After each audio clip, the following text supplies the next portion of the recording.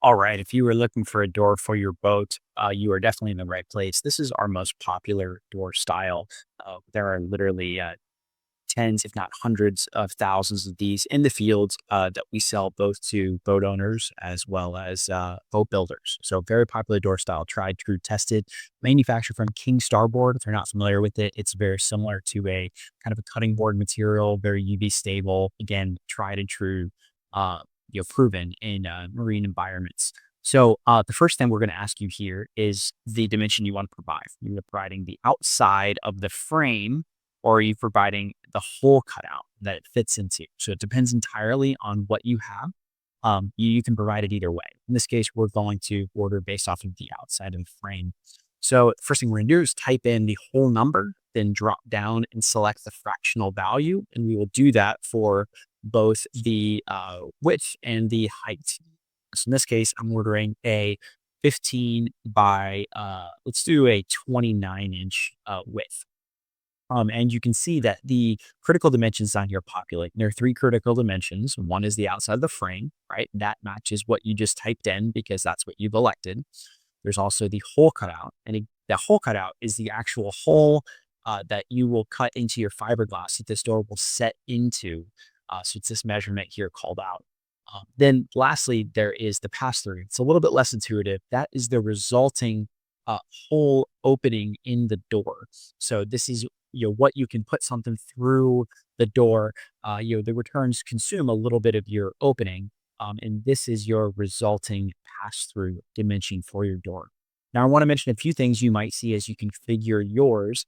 Once you go above 30 inches, you will see a note pop up that says a second latch is added.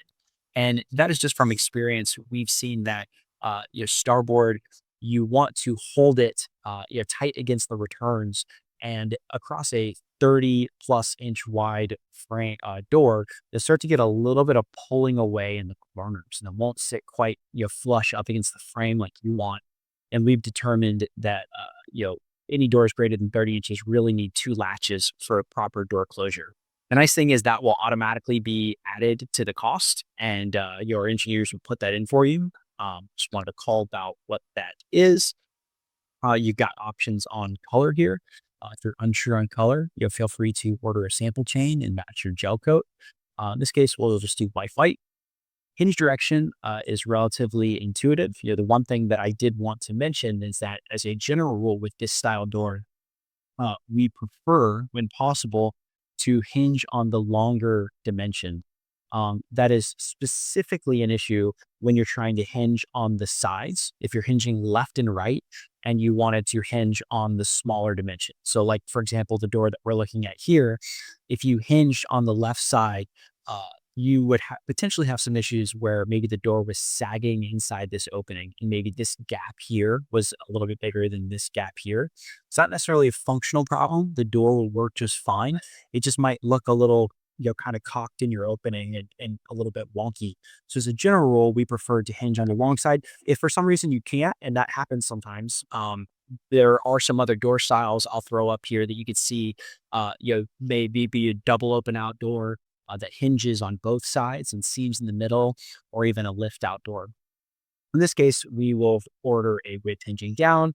You can select your latch between white plastic or locking, stainless. All these different options are great.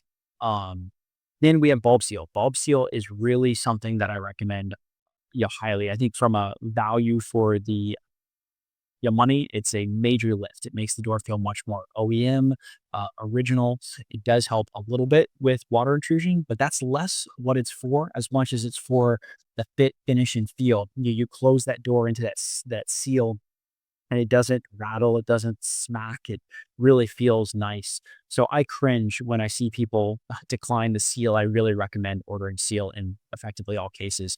Bitted louvers is much more of a personal preference. That's just some slots, some pass-through slots in the door. It does help improve airflow. In some cases, that can be good. In other cases, it is actually provides the opportunity for more spray to get in. So, it's really a personal opinion. In this case, we'll decline louvers. So that is your whole door. You can see your build down here. You can scroll back up. You can check your critical dimensions, make sure it's all good. Um, add to cart, and you are ready to go. One thing worth mentioning is this door style, I should say, is really designed for horizontal applications, or not so much horizontal, but not load bearing. This isn't the kind of door you would want to mount your deck and step on. We do have some aluminum frame doors that are more designed for that. Really, this is primarily used for your side console or anywhere else you need access on a vertical plane.